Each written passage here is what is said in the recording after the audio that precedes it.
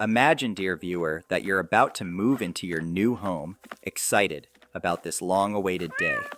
But, unfortunately, what you didn't know is that with this move, one of your family members would change, and you'd start to feel like they're not really there with you in the house. The strange thing is that no one knows the reason for their change until it's too late. Today's story is a real, very frightening one, dear viewer, and it's one of those heavy stories.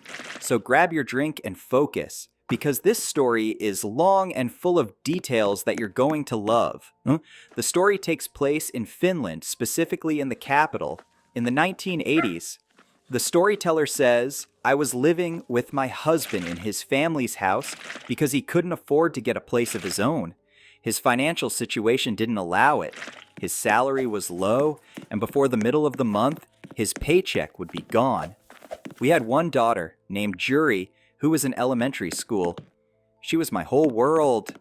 Thank God after a while, my husband found a good job, and we were able to move into our own home. We decided to live in the city of London in UK. The second day after we moved in, I saw a nearby school and decided to enroll my daughter, Jury, there. The school was public, and I thought it was very suitable for her, especially since it was close to the house. But Jury, unfortunately, didn't like the school at all. She was stubborn in a way that was truly scary. She'd tell me, "Mom, I'm not going to this school because I don't like it at all." I tried every way to get her to adapt to the new situation, but nothing worked. She just wouldn't accept it. Honestly, I felt she had a point. It's hard for any student to transfer to a new school halfway through the school year, especially since Jury had spent 2 years at her old school, and it was tough for her to leave her old friends and start getting to know new ones. The storyteller continues, Jury's refusal to accept the new school wasn't the only problem. The real problem was that Jury started doing things that scared me, and I couldn't understand them at all. For example, she would come home from school, go straight to her room, and wouldn't talk to me or her father. She even stopped eating like she used to. Jury wasn't eating the way she used to at all. That's when I started to worry about her. But things got worse. Sometimes I'd wake up in the middle of the night to hear Jury crying loudly. I won't lie to you, the sound of her crying broke my heart. As soon as I heard her crying, I'd jump out of bed and rush to her room to see what was wrong. But when I opened her door, she wasn't in her bed. Imagine this with me, dear viewer. Her daughter Jury would be in the wardrobe crying inside it. At that point, I completely lost it. What could have driven her to this level, crying and hiding in the wardrobe? Jury had never been like this. I knew my daughter, and she wasn't introverted at all. So, what had made her cry this way? I knew she was always laughing and playing, and she loved to talk with us.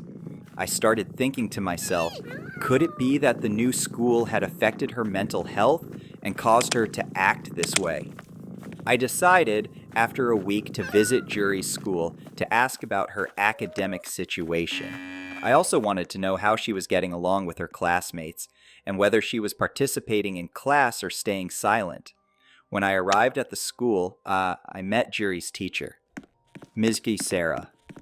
I noticed that Ms. Sarah's behavior was strange around me. It felt like she was scared of me. When I asked her about my daughter, Jury, she said, "Do you want the truth?" I said, "Of course." Of course. She replied, "Your daughter's behavior is very strange and abnormal. There's something wrong with her." I was shocked and asked, "What exactly do you mean by that?" She said, "For instance, does she suffer from some kind of mental illness that makes her act this way?" I replied, "No, I know my daughter Jury very well. She's perfectly healthy. Maybe it's just because she hasn't adapted to the new school." The teacher responded, "But it shouldn't be to the point where she doesn't participate in class, doesn't take notes, doesn't do her homework, and her personality has become entirely aggressive. She doesn't want anyone near her, and she doesn't get close to anyone. What's even more strange," she continued, "when we have free time in class, and we let the kids play and have fun, which should be the perfect chance for Jury to start making friends, we find her sitting in the corner of the classroom, talking to herself." Ms. Sarah said, "Listen, Jury's mom, I've honestly been trying to get close to your daughter, but I can't. She completely refuses to let me help her. At this point, I won't lie to you. Miss Sarah's words deeply affected me. My heart sank for my daughter, Juri, who I didn't know what was happening to her.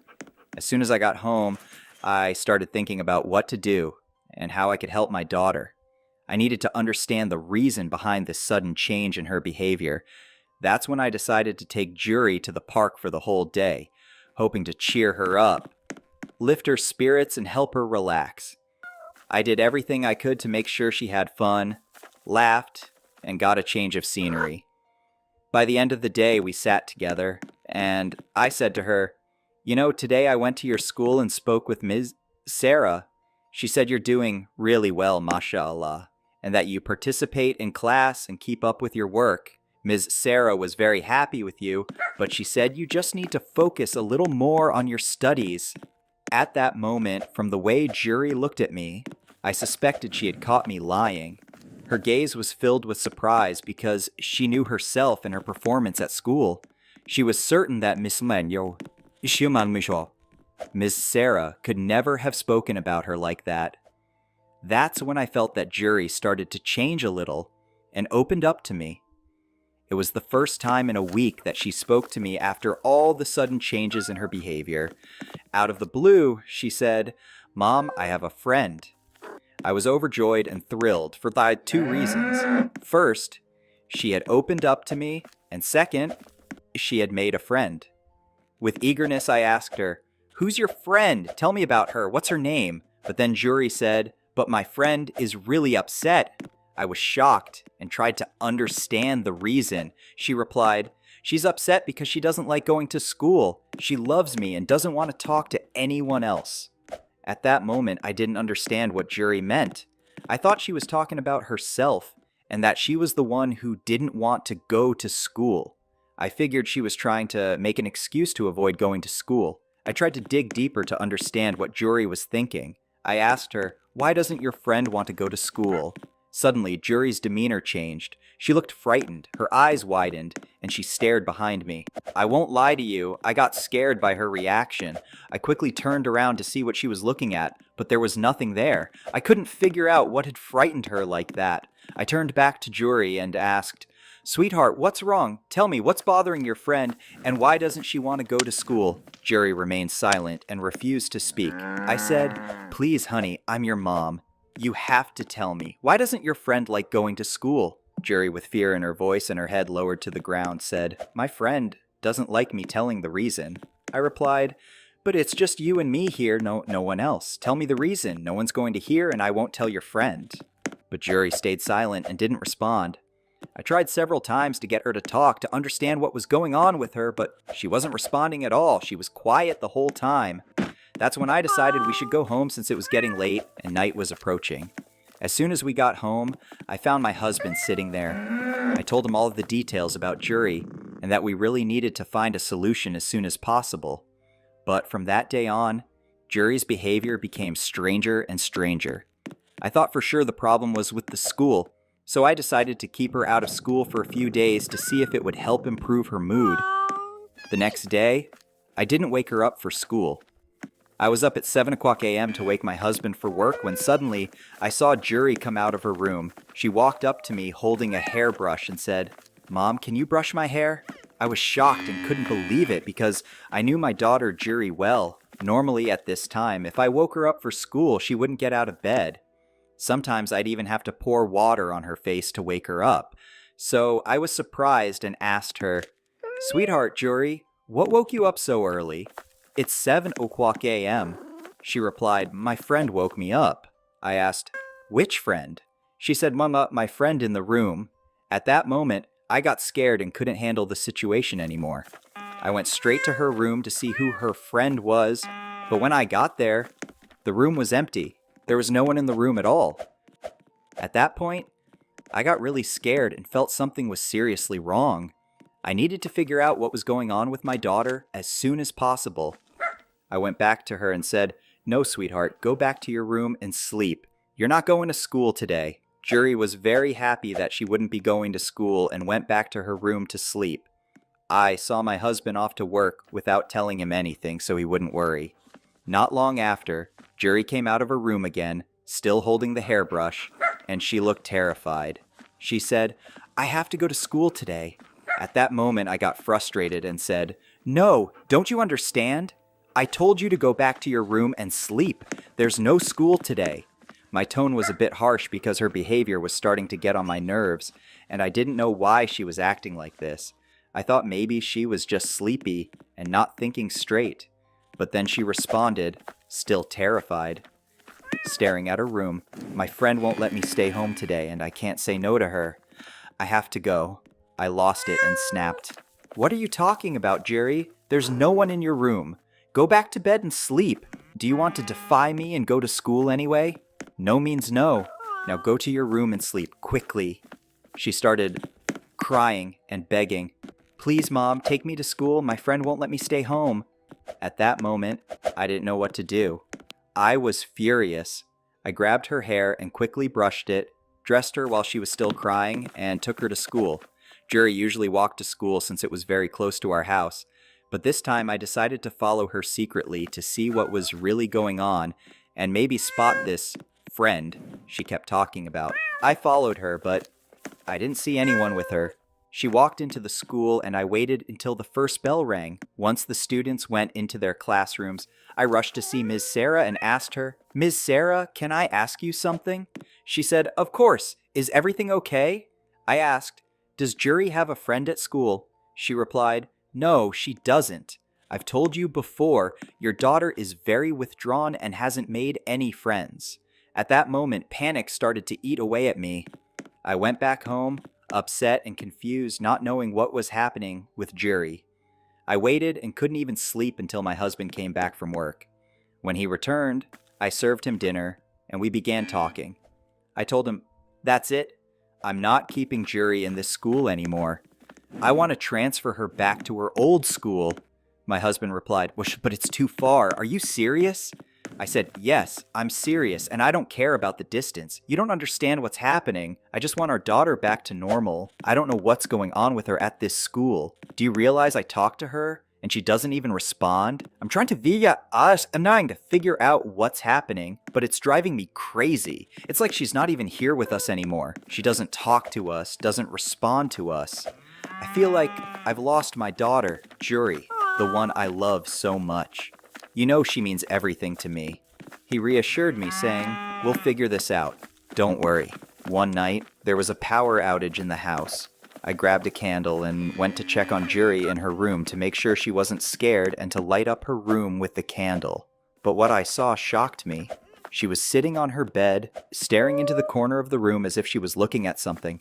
The problem was, there was nothing there because the room was dark. I went and sat next to her. "Sweetheart, Jury, why are you up at this hour?" But she didn't respond and completely ignored me. Then suddenly, I felt the hairs on my body stand on end, and I had this overwhelming feeling that someone else was in the room with us. Just like you, dear viewer, would feel your skin crawl. Suddenly, I turned to the corner that Jury was staring at, and without thinking, I asked, "Who are you? What do you want from my daughter?" Jury turned to me, her face pale with fear, and I was shocked by the sheer terror on her face. I thought to myself, did I just make things worse? Did I do something wrong? Jury turned back and stared at the corner of the room again. "I'm sorry," she said. Then she looked back at me and pleaded, "Please, Mom, don't let her get mad at me. Don't let her get upset." At that point, I was so scared that I couldn't handle it anymore. I left the room immediately, leaving Jury alone, and went straight to my husband. I didn't say a word to him. He noticed how terrified I was and asked, What's wrong with you?" I lied and said, Nothing. We should just go to bed now." And that's exactly what we did. We went to bed without discussing anything further. When I opened the door, the sound disappeared completely. As soon as I stepped inside, I found her unconscious lying on the floor. When I got closer to her and started to lift her up, I need you all to understand that I was doing this all with the weak flashlight from my phone. Suddenly, I noticed my daughter's hair was white. I felt my bones turn to jelly, and I thought, how can my daughter, whose hair is blonde, suddenly have white hair at such a young age? How did this happen? I didn't know what to do. I held her tightly and began to cry. I started calling her, "Please wake up, my love. I'm your mother." But then I realized that wasn't helping, and I needed to take action. I gathered my courage and strength and took her out of the school while crying desperately, shouting for help, hoping someone would see me and assist. Suddenly, I saw an old woman come toward me. Her face was terrifying and far from comforting. She spoke to me in a way I couldn't understand. It seemed like she was talking about the school, but I couldn't focus on her words because my mind was preoccupied with my daughter. I was also taken aback by her appearance and the way she spoke. She was so calm, almost indifferent, despite seeing me crying and holding my unconscious daughter. She seemed to be smiling in a disturbing way, almost like she was telling me a story, and then just walked away without helping at all. After walking a few more steps, a man came up and offered to help. God bless him. He called the ambulance and the police.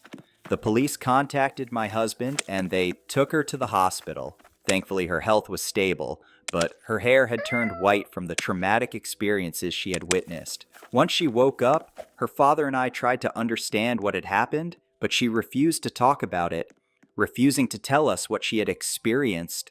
I was also treated at the hospital because my fall down the stairs had been quite severe. From that day on, Jury's mental state deteriorated. She was in a terrible state, barely speaking, as if she had lost her ability to communicate. She wasn't eating properly and had lost a lot of weight. We took her to the doctor, who prescribed her vitamins. After a while sitting at home, I couldn't shake off the memory of the old woman I had seen talking to me. I started trying to recall what she had said. I remembered her mentioning that years ago, about 30 or 40 years ago, a child had been forgotten in the bathroom, locked inside, and no one realized she was there. The incident happened on a Thursday, meaning the next day was Friday, so the girl had been trapped in the bathroom for 2 days. The poor child, out of fear and hunger, unfortunately passed away. They said when they found her body, her hair was completely white and her eyes were wide open in a terrifying way, clearly showing she had died from fear. I realized that when I was holding your daughter and talking to you, I was reminded of the incident that happened 30 or 40 years ago. The story about the child's death at the school didn't spread because they didn't want the school to close down, especially since it was a government school. After remembering the old woman's words in detail, I contacted the authorities to share what she had told me. Since then, the school has been permanently closed and has become an abandoned place. In conclusion, I hope you enjoyed the story and that it met your expectations. Don't forget to like, share, and leave a kind comment to motivate me to continue posting more. Most importantly, don't forget to subscribe to my channel and turn on the notification bell.